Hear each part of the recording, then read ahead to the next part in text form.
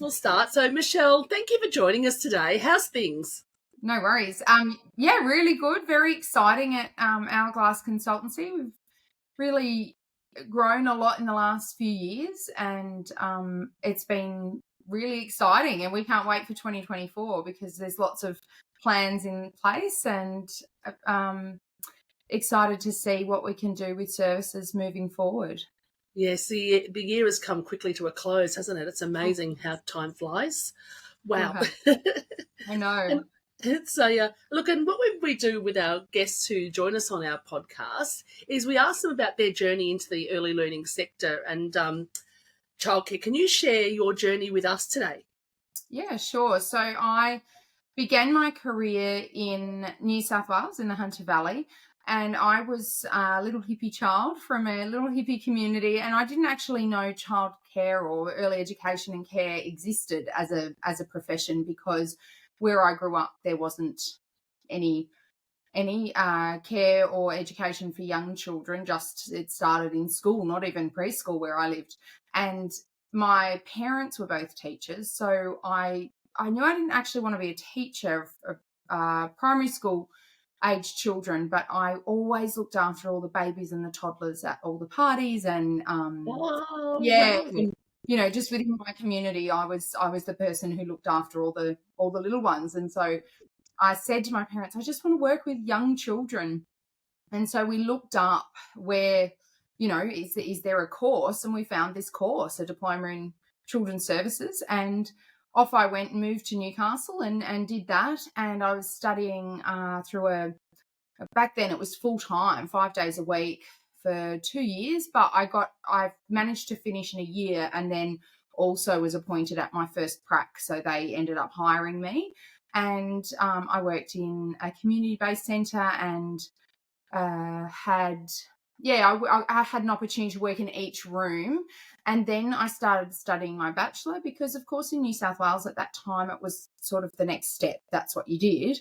And we needed teachers in each of the sites. And so I studied through Macquarie, my bachelor, and then I moved to Canberra with a friend and got a job as an early childhood teacher there. I have to think. And then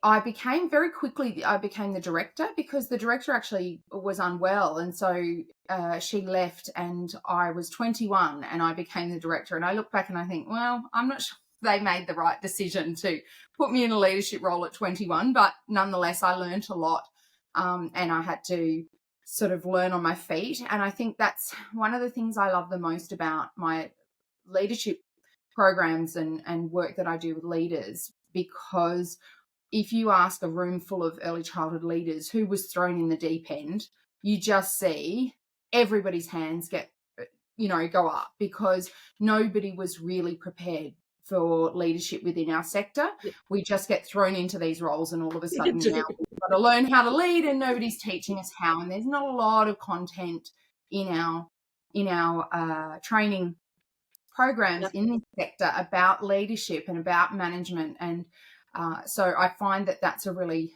helpful part of what I do with services is talk leadership with, whether it's team leaders or directors.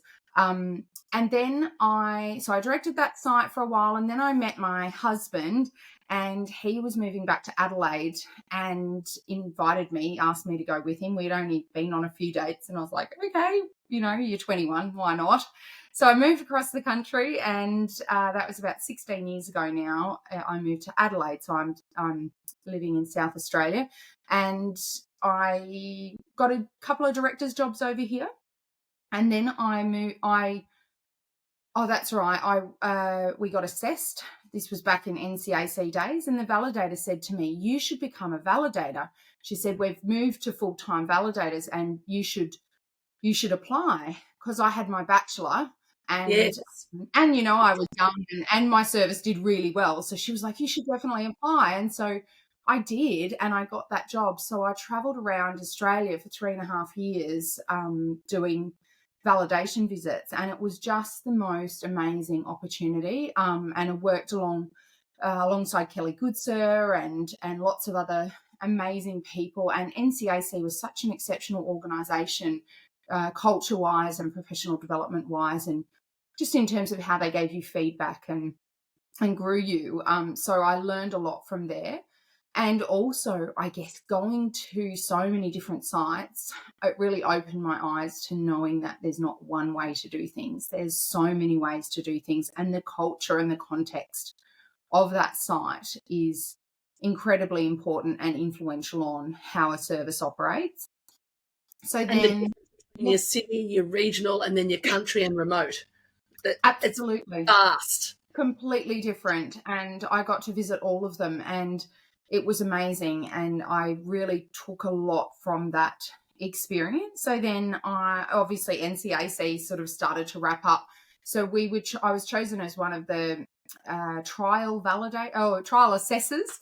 So we got to go and work on the new new ASEQA, well, ASEQA didn't exist. It was DIWA that trained us, and we went off and did the trial process, and we got our early years learning framework books before anyone else did, and we had to keep them a secret. And we had to learn this new document, and then we had to assess services on this new document as well as the new standards. So that was great. But then I was pregnant anyway, so NCAC disbanded. I was having babies. And I jumped back in the workforce after my first baby by joining Gowrie SA. So I was a trainer and consultant there, and that was a really great experience, and did lots of training for services. And what's RESA? No, sorry, Gowrie. Gowrie. Oh yeah, Gowrie SA. Sorry. Sorry. No, you're right. So yeah, joined Gowrie SA as a trainer and consultant, and spent a couple of years there doing training, delivering training, writing. We wrote a leadership and management diploma, or advanced diploma it was, sorry, and did some writing of the new qualification, the diploma qualification at that time. And then I actually rewrote the diploma qualification again with RTO Advice Group about 4 years ago too. So when that came up, that was just sort of an extra thing I was doing. And what did I do after Gowrie?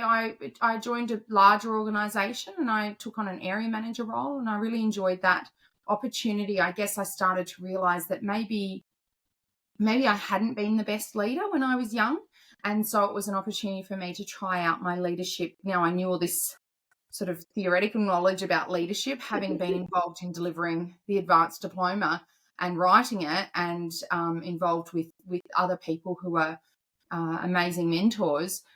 I thought, I need to go and see if I'm any good at this leadership thing, actually, because in hindsight, I thought maybe I hadn't been. And so I went, and I was an area manager for a couple of years for 8 services, and then I was promoted to regional manager with anywhere between 80 and 90 services across Victoria and SA. So then that was sort of a bigger picture look at services from, the portfolio financially to compliance to education to leadership, everything. And that was amazing. And then ever since then, I've done some work. I did a year-long project with Semann Slattery on leadership and quality in Victoria. And then I've been running my own Hourglass Consultancy business here in SA predominantly, but I do travel, and I have a few trips around Australia throughout the year supporting certain services that I work with. And I deliver training here and support services in whatever they need, really. But yeah, and I've got a team of people who support me, and love it. You've been busy, Michelle. I have. Was that too long? That was the long version, was it? No, that was a fantastic version, because that's what our listeners like to hear. What's your background? How do you get to where you've been, and what lessons have you learned along the way? And, even you by saying, look, I was thrown in the deep end at 21. I mean, I remember that myself, having the similar thing, not in the sector, in another industry, but it was like, yeah, you'll be fine, just go. And then you do all these courses post that, don't you? And the learning you do. So sharing that, and the fact that, we probably have some listeners here, educators and centre managers, who have been in the exact same boat or are in the same boat to hear that it's okay. You will get there. Absolutely. Just keep learning. Just keep learning. Yeah. And doing right, really, isn't it? Just doing those things. Yeah. And I remember having this one big turning point decision, and it was probably when I went to NCAC as a validator. But I had been at this service, and I had only been living in Adelaide for a little time, and I didn't have any friends, but I'd made friends with the girls at the service, like really good friends. I'm still really good friends with them 16 years on. But I was young, remember, and these girls were young, but then there was a few of my team who weren't young and weren't coming out with us on a Friday night and having a wow of a time. And one of them sat me down, and I remember so distinctly, we were patting the toddlers off to sleep, and she said to me, Michelle, I think you need to choose, because we can't trust you, because we don't know whether you're telling our stuff or talking about us to the girls on a Friday night or Saturday night or whatever. And I said, I'm not. And she went, it actually just looks like that. And so I went, okay. And she's still disappointed. She still says, come back. And I'm like, no, but I chose to leave because I chose that I needed friends. I needed to have friends around me in Adelaide. I'd only moved here. And I thought I can get another job, and I'd already started looking for that NCAC job. So it was sort of a turning point, and that leadership reflection around maybe I wasn't the most appropriate. Maybe I hadn't made the best decisions because I was young and I was just and and I needed friends, and nobody had taught me.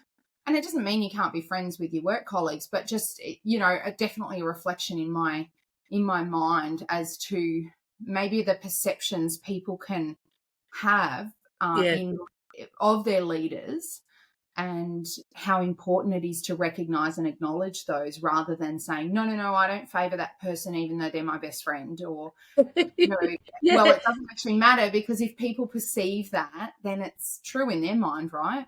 That's right. And that trust thing, they're like, oh yeah, they're telling me that, but like, really, we know. Absolutely. So, little lessons along the way that you learn like that. And I'm just grateful to her for being confident enough to say it to me. And then I was able to reflect and go, all right, well, what is my choice here? Then maybe I do need to make a choice. And I'm glad I made the choice I did, because it led on to so many other things. But it was so that's an amazing way that she had to give you a critical reflection, like, really, wasn't it? It's some sort of criticism in a really nice way that actually led you to pathways that may not have been an opportunity if she hadn't said anything. That's right. And I think she thought I was just going to stop going out on a Friday night, but it had the other effect. I was like, no, I'll just find a different place and keep stay friends, because it was important. So I guess got the best of both worlds, Michelle. I did. So the lesson there is amazing, isn't it? Listen to both good and bad, and be open to and receptive to someone who you may not be friendly with. Yeah. But you're all in you're all in that same service, all working for the same goal. Yeah, and I do reflect now, and I think there must have been something I was doing right as a leader for her to feel confident enough to say it to me. Yeah, and she's obviously older than you, right? Yeah, much older, and, so some leaders wouldn't have felt confident. Some educators or people in your team might not have felt confident, or maybe some leaders don't create that space where it is safe able to be spoken. Yeah. So whatever you did was a great thing. Yeah. So I think there was something I was sort of doing right. Yeah. Well, you were definitely doing something right, because you had that lovely team working for you, and like you said, the fact that a worker was able to come and be really openly honest like that. That's right. It's fantastic. Wow. Yeah. Well, look, what we're going to talk about today is what we, in preparation for this podcast, our topic is on goal setting and some common mistakes that are made, right? So, Michelle, you're often helping people with goal setting as part of their quality improvement plan or running their service, doing things, to improve and that best practice. where should we start? What's our recipe? Yeah, great. So I deliver a lot of training around goal setting and around quality improvement planning, and I'm really passionate about making sure that our goals are valuable to us, and not just because we have to set a goal and nobody really knows about it. And when I say visit services for mock assessments, I'll see goals that are set around, unfortunately, the template that has been provided to us for goal setting and for the quality improvement plan asks us what's the identified issue. And so people sort of go straight into, oh, well, you know, our toddler team leader refuses to program, or our staff aren't getting along in the kindy room, or whatever the issue is. But I always sort of think that's not where you want to be setting your goals. You just have to fix that stuff. If you've got problems there, just get on and fix that. But in terms of your actual goal setting, I always say stay positive and forward facing. So make sure that you're looking at not what's wrong, or looking back at the standards and saying, oh, we're not meeting this, or we're not meeting this regulation, so we better put in a new yard or anything like that. I think the quality improvement plan needs to be something that's going to, you know, light a fire in your belly, and it's positive and it's forward facing. People don't love to work towards a goal that's about them just getting to the standard. I find that educators want to be inspired and they want to be challenged, and that doesn't challenge them. That doesn't excite them. So I'm always like, stay positive and forward facing. Whatever the goal is, it needs to be about something that you, I guess, that you want to go after. What do you want to go after as a team, and really have an impact? Like, think about the opportunity we have currently with children and go after that.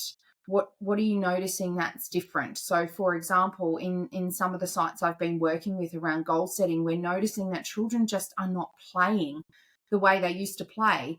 And we are recognizing that there was a gap in play stage development. So they didn't get to sit next to each other when they were 18 months and 12 months and 2 years necessarily, because we were in lockdown or we were staying away from each other. Or they might have been experiencing the masked people talking to them and missing all those micro communications that happen through our facial expressions. And so they're now in preschool or kindergarten, wherever you happen to be, the year before school, and they're developed for parallel play, but yet we're expecting cooperative play, and it's not happening. And so then people are calling this behavior, and it's not behavior, it's just they've missed some stages of play. So we're going back and revisiting that. So we're really looking at what are the things that we're noticing in children that we could really be intentional about to support them. So, we've developed these play cards that help you understand the play cycle and the stages and their schemas and dispositions and things to help you understand what should and play stages. How should children be playing, and what should they be doing? Because we're noticing that there is a gap from, say, 5 years ago to now. So definitely staying positive about what you're setting your goal about, not a negative goal, if that makes sense. Yes. The next one, really a negative goal isn't really a goal, is it? It's not, and people just aren't inspired by that. And so then when I do these mock assessments and I ask people, "Oh, tell me about the goals of your service," they just go, I don't know. They just go blank because they don't actually know what the goals are. So really making sure that that the whole team is invested in these goals and that they're a positive experience. The next part is to treat it like sort of like a smart PC, so a smart computer. So we all know SMART goals: smart, measurable, attainable, time-based, and realistic. I did that. I switched the realistic and time-based. Sorry. But I've added just the piece on the PC on the end, sort of like a computer. Yes. And that's a bit of a play on the fact that we do power equipping, which is a computer-based quality improvement plan approach. But it's really about, PC stands for people care. If people do not care about your goals, they will not work towards them. They're not interested. If you're saying your goal is to, I don't know, maybe review the menu or put PowerPoint protectors in or get your programming up to date, that's not exciting anyone. Nobody cares about that. If your goal is about bringing children's play stages to the level that they should be, or supporting parents with their well-being and family and children with resilience and different things that you get excited about, away we go. Or you might be talking about, let's do inquiry-based learning rather than just the same old stuff that we were doing. That gets people excited. Or let's do a project on this, or let's run that, or whatever. Those are the things that really people care about in terms of goal setting. And would you say by having those, having that different vision or those different goals that are exciting, the things they're talking about anyway get resolved through that? 100%. Yeah, 100%. Because I always say a rolling stone gathers no moss. If we have a team that has no goals and they're not working on anything, then they're not, they just get stuck in the weeds a bit. They sort of, they're talking about all the stuff that's hard and, we don't have enough programming time and all the things that get them feeling negative, where if you give them a really big goal, then away they go and they get excited and they stop getting caught up in that. And so true, isn't it? Yeah, I mean, we are all prone to it. When you start talking things down, you can't see the forest for the trees. No, you just absolutely. Yeah. I'm sure every person listening, including myself here, we've all done that at some point. You've got to shake yourself off and go, no. That's just not where we want to be. Yeah. Let's move this. We're definitely wired to do that. We're wired to think like that anyway. So we have to be mindful that then when we have sort of a groupthink situation where you're thinking it's tough and I'm thinking it's tough and she's thinking it's tough and he's thinking it's tough, all of a sudden it makes it even tougher for the first person who thought it was tough, because we're all talking about it, we're razzing each other up, we're sharing that thought about how hard things are. So really staying positive and making sure people actually care about the goal, and away we go. It makes a difference. The next thing is sort of focus on the important and the impact for children. So really being mindful. So for example, one of the sites that does my power equipping, we talked about setting some of their goals, and one of their goals, because the director is very passionate about food and about the menu that's provided at the site, and it just always smells delicious. And she had sort of set her goal as review the menu, and I again just challenged her to think a little bit differently and more deeply about what's the impact of that. If you change your menu, because I knew what she meant by she's going to review the menu. She's going to go really deep on this. She's going to, and we've got a nutritionist on my team, and we've started working with chefs and really thinking about the relationship children have with food. And I knew that's where she was going, but saying review the menu could have just meant change it up and put on Tuesday instead of Friday. She's going, well, we shouldn't be having sausages. Why are we having sausages? There's so much other opportunity here for children to be exposed to different foods, and we can do the garden to plate. They've got a heap of garden to plate situation going on. We can have all this local produce and blah, blah, blah, right? So she wanted to go deeply. And so I just challenged her by saying, what's the impact you're looking for? And she talked about she wants to develop big, broad thinking. She wants to develop a healthy relationship with food for children for the future, which is so much better than review the menu. Right. And so what happened then is, because then we still look at the smart PC, so people care, we then get, with power equipping, we get the teams involved in setting their own strategies within their room. So it's like, okay, so what do you want to do towards this goal? Now, of course, if it was review the menu, they probably would have said, we'll ask the children what they like and what they don't like. And it probably would have been a bit of a full stop. But because it opened up to, we want to change the relationship children have with food, because that's, again, another thing we've noticed in the last few years. Children are grazing a lot more because parents were just giving them food whenever. Children don't have a strong relationship with food. There's a lot of beige food being eaten, lots of packaged food, things like that. So we want to expose children to a range of food and really create a healthy relationship with food for their future.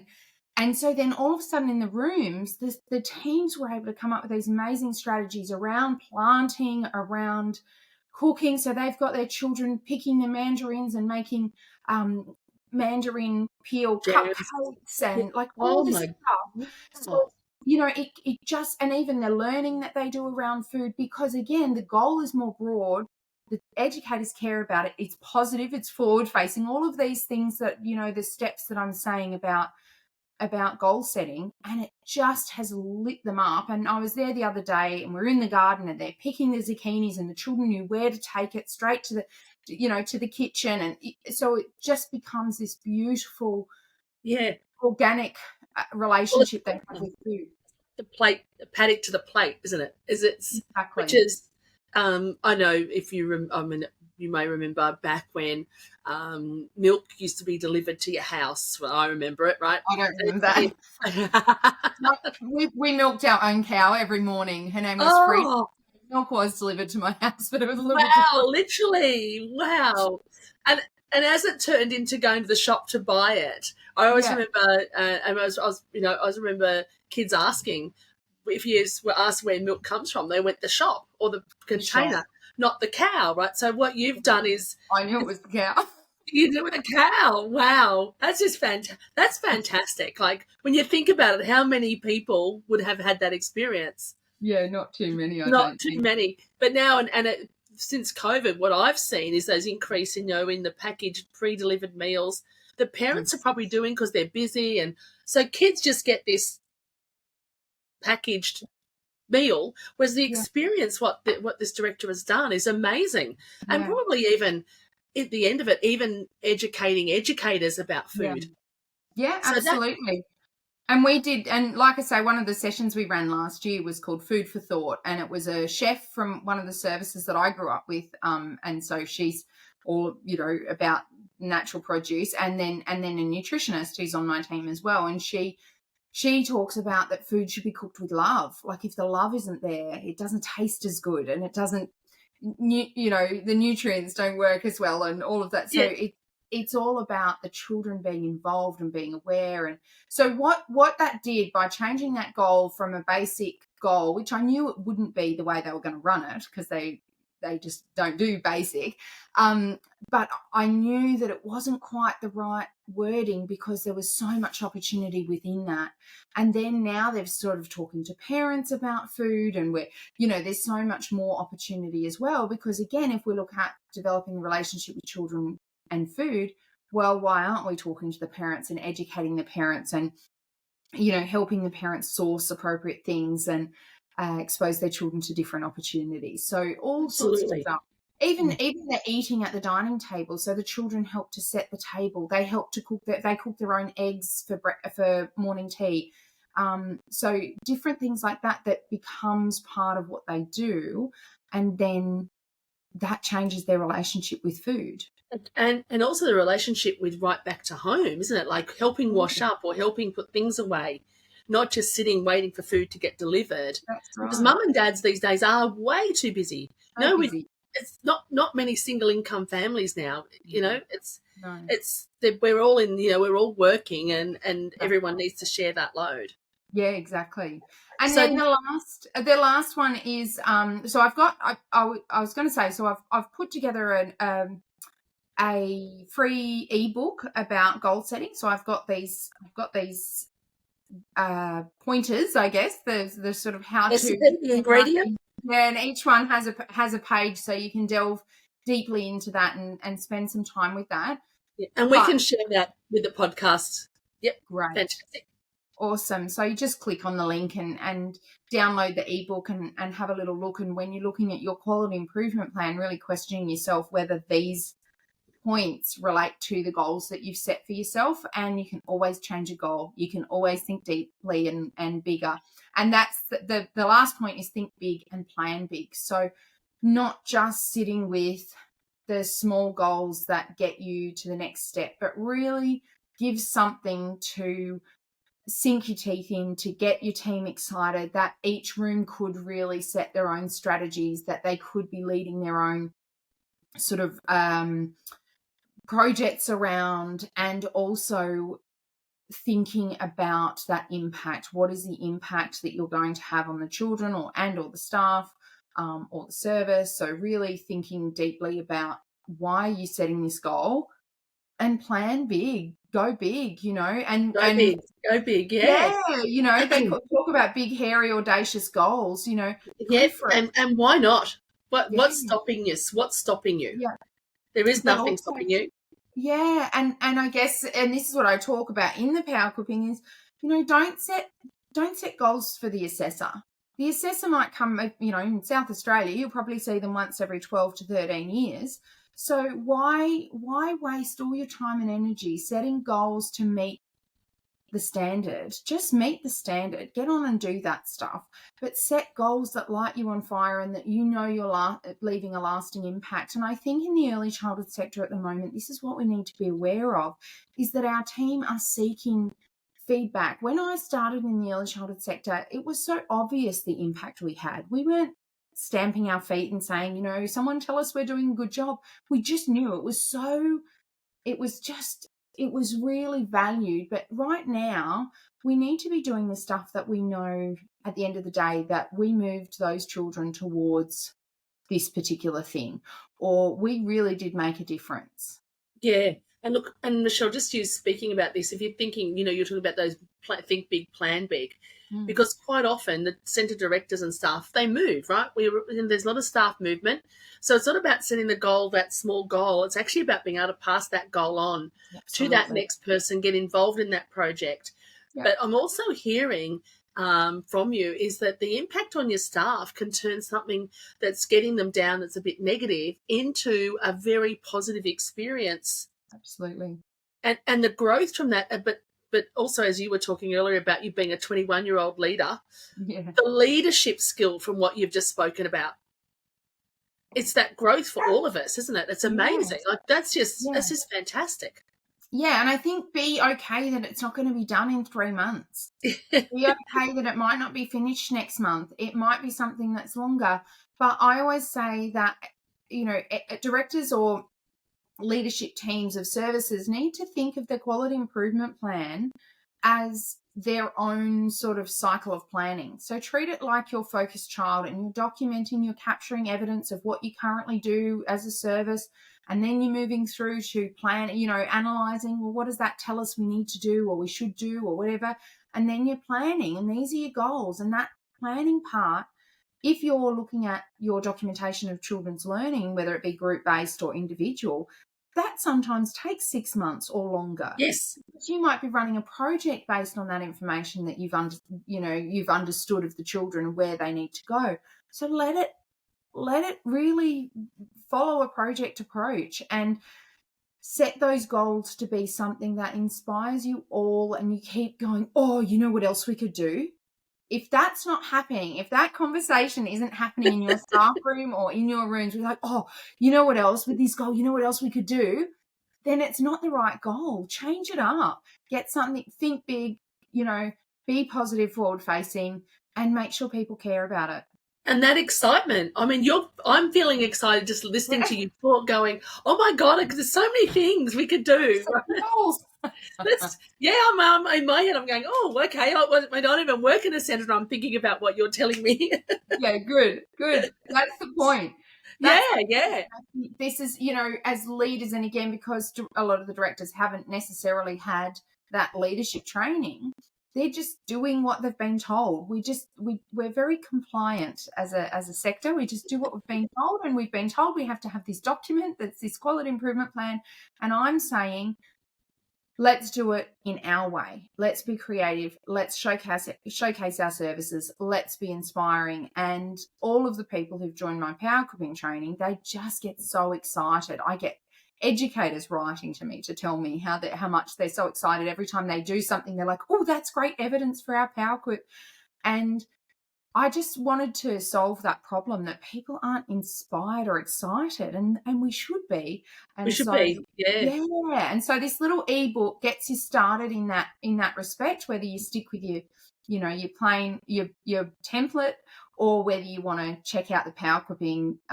We'd love to have you join the community. People are showing me power clips every week, and it's so exciting to see what they're doing.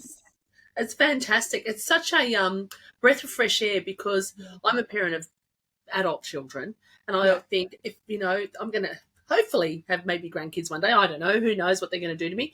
But just thinking forward to where my kids were in preschool and childcare to now, and what you're talking about, the impact on our children, our grandchildren, our future, it depends on this, right?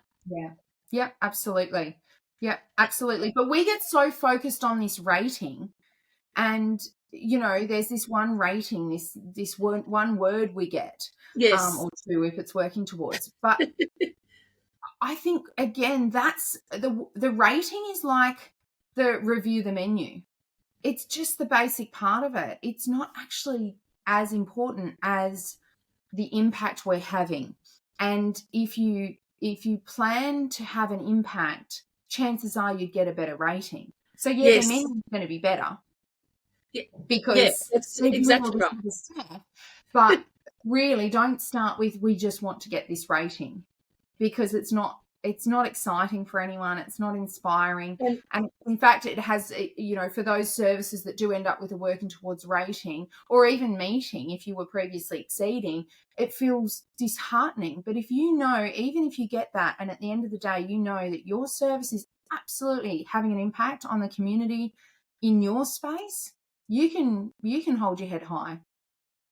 And that's really, like you just said, if you're looking at that rating as your first step, then you've actually got it around the wrong way, really. Look at your big picture, look at your goal, and then the things you do in that goal setting actually will bring that rating with you. 100%. And then you also, I hear a lot about, this rating, assessment and rating, we've got to do this, we've got to do all these things in a week, right? Yeah. But if you do what you're talking about in those goal setting, you're not rushed in that week, because you're actually doing it. That's right. It's you. It is what it is, right? It's innate. Absolutely. And and again in with our power quipping, for example, even the assessors love them because they're so engaging, and they get to see videos and photos and all this information about the site that otherwise is just in black and white, and it's so boring. And the goals are much more exciting. So I really train people how to set big, hairy, audacious goals and make them exciting, because otherwise, what else are you working towards? Just the rating. Just the rating, for a really long time. And this is where I'm seeing services are disheartened, because they're going, but when do we get to see? And the other thing is with the rating, I suppose what you're looking at is if you go, I've just need to do this, and you just do that, it's not really achieving anything. You're just giving yourself nothing really that's achieved. Like, it's not achievable, or it's not something that makes you you need a feel good thing, right? You need that feel good, that excitement. Yeah. And then everybody's talking about it, and everybody knows that's what you're working on, and it gets exciting. And then your kids get excited, right? The kids in the stuff, because they're talking about the plate to the paddock, to the garden, to the chickens, to the eggs, and the exactly. So no, it's fantastic. Oh wow, Michelle, I'm hope you've made all of our listeners excited, and they're going away going, okay, let's just do something. Let's get this going. Download your ebook, which we'll share with our podcast. And, of course, we'll have all your details that everyone can contact you with anyway. Now, what we also like to find out from our guests, looking forward, so facing forward, what are the challenges facing the sector in the next few years? I think we've covered it to a degree, but... I think, staying positive probably is one of the challenges. Obviously, the staffing challenge, but I know that the services that I work with, where we've got that forward-facing, goal-setting, team leaders are being trained in our program, everybody's feeling that there's an opportunity to develop and grow. They're not leaving. These people aren't leaving. We've got full centres there. We might have an odd, everyone gets sick for a week or something, but otherwise there's plenty of staff and quality staff there. So it really is about making sure we're forward facing, we're making sure that educators are feeling valued and seeing that value in their work that they do, not just recognizing them with presents and gifts and things like that, but actually how do we get them to understand that the work that they do is so incredibly important, and really talking a lot about that. So I talk a lot about I always get educators and team leaders to talk about the magic moments every day. Share one magic moment you had today, whether it was a funny little moment with Jackson at the Play-Doh table or whatever it was. What was your magic moment today? And everyone who's implemented that have just loved it. They're like, oh, it's the best. Because I noticed that when we started talking about children, you can't stop educators. They just have so many stories and it's magical. And that's what we want to be talking about. And probably a challenge, I guess, is just recognising that we have different children because of the last couple of years with COVID have definitely impacted children. I think there's a couple of things. One is obviously they may have not been exposed to play like we talked about, and accessing other children and developing, so some developmental checking of children is important. So really understanding, revisiting with the early years learning framework changes, I keep drawing people's minds back to development. It says learning, development and wellbeing. So everyone jumped to wellbeing, and last time everyone jumped to learning and stuck with the learning outcomes. I want to keep looking at that development, because what I'm seeing is educators newly to the sector, probably the last 5 years, are not fully across developmental milestones, developmental stages, and also understanding where a child may be struggling a little bit. So really honing in on that and getting a bit of an understanding of where they're sitting. And then also just recognising that parenting changed. So we were genuinely all scared our children were going to die. I'm a mum. I was scared of that too, whether it was for a split second or a long time. We were genuinely scared. And so we changed our parenting style. We maybe said yes more than we should have. We maybe didn't want to upset the children more than we should have. Maybe we did more things for them. So we have 5-year-olds being carried into preschool sessions, and it's what's happening? Why are the 5-year-olds being carried in when they would have walked before? And I think honestly it boils down to their parents thought they were genuinely at risk. Like Absolutely. Really, yeah. and fundamentally changed the way we parent, and it's then ultimately changed the way the children respond to the world around them. We were anxious when we went out in public places. We were anxious. It was like everyone was a threat. Don't go near them. Don't stand too close. All of this stuff, right? And we've got toddlers playing hand sanitizer in the home corner, and it's different. So we need to do a bit of work there. We need to do a bit of rewinding and spending some time. I'm hearing educators use the word violence, and that children are violent, and they're 3 and 4 and 5-year-olds. And what I'm reminding them is that actually if you look at what they're doing, they probably, pulling someone's hair, pushing them, poking them. I'm not saying it's okay, but what I'm saying is, did that child have access to early education and social experiences, even with grandparents and other people, when they were 18 months and 12 months? And if they didn't, then that's when they would have done that stuff. But they're doing it now when they're 4 and 5, and it seems much scarier and much worse than it would have been when they were little. We were going, oh, gentle hands, Yes. we would have, helped their hand away. So I think that's what we're going to be working through for a little while, is just acknowledging and recognising that the children have been brought up in a different experience in the last few years. And even now, when you're seeing young children now, they've gone back that experience pre-COVID almost, but with a COVID hangover, if that makes sense. Yep, 100%. It's the whole sanitization of everything is still there, and the impact of COVID. Even though we're not wearing masks, we're becoming social again. Kids are playing together again, but there's this hangover. Yeah, and parents are just different. So they're experiencing, and parents don't realise. I keep calling it post-pandemic parenting, and parents aren't realising that there's a shift in what they've done or how they're doing things, but it's impacting their children. Yeah, it's we've got a very different generation coming forward. But look, with people like you out there, Michelle, who are talking about developmental milestones, which look, even from I didn't think about those. I was thinking about learning outcomes. I knew there was an issue, like I knew the social thing, but I never thought about those developmental milestones that have been delayed as well. Yeah, and in particular in play and communication. So, pulling your friend's hair when they're 18 months, it isn't that big a deal.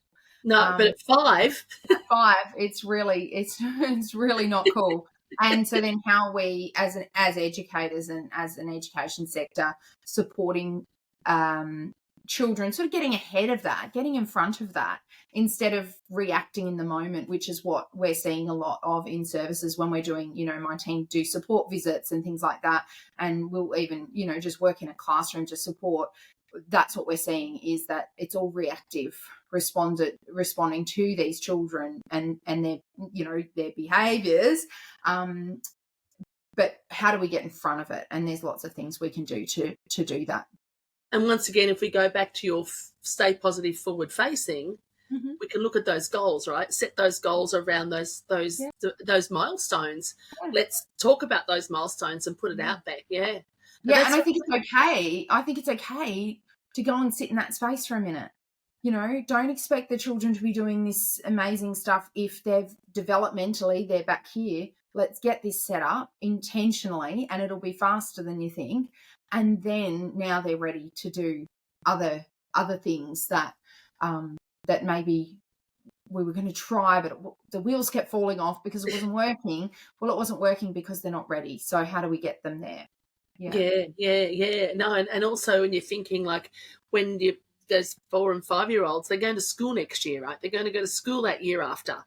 To be school ready and having those milestones delayed, it's going to be an interesting time. Absolutely. Yeah. Wow. Well, look, we could keep talking about this all day, but I know our time is precious. And look, what I'd love to know is, before we finish up, we love to ask our guests for I call them wise words or personal motto or motivational quotes. Would you like to share anything with our listeners? Yeah, sure. I'll just share my screen. For those of you who aren't watching this, I've just got a poster that is basically my leadership philosophy, really. And it's just a poster. You can download it for free on my website if you want to. And it's just a bit of a leadership, so leading with intention sort of philosophy. And it just goes down Hourglass as an acrostic poem sort of thing. So I'll just read the first couple. As H is for humility, be humble with authenticity and be honest to yourself and the people around you. O is for open-minded, opening our minds to all the possibilities and opportunities that life brings, drawing on the curiosity of children. And then it just goes through. U is for understanding, R is for relationships, G is for gratitude, L is for listen and learn, A is for authenticity, S is for strategy and intent, and S is for slow down. So that's just my little leadership philosophy. So if you want to, I love a good education and care service toilet sign. So if you want to print it out and put it up for your leaders, you can. But those are just sort of the lessons that I learned along the way around leadership. I thought was about being sort of this, I don't know, professional person. And then I realized that actually it's all about connection. It's all about understanding, and it's all about being with the people you're with at a child's pace, I call it. So sort of living on hourglass time. Yep. And making sure that people are heard and seen. And it's the same with children. That's what they want as well. So yeah. Fantastic. And actually, just on that note, I read your one, the L, listen and learn. And that's amazing how hard listening is. Oh, absolutely. That's have such to a great one. Oh, look, Yeah. Michelle, thank you so much for your time today. I No so worries. appreciate it. And like I said, we'll share everything you want to share with us, all your details, how to contact you, the free ebook, the Hourglass motto, and go from there. Yeah, beautiful. And I hope everyone has a wonderful 2024 in the early childhood sector. And, you know, let's make an impact, guys. Let's start this for absolutely. children. Let's look at it. Let's look at the big picture. Absolutely. Wonderful. Awesome. Thank you, Michelle. Say bye.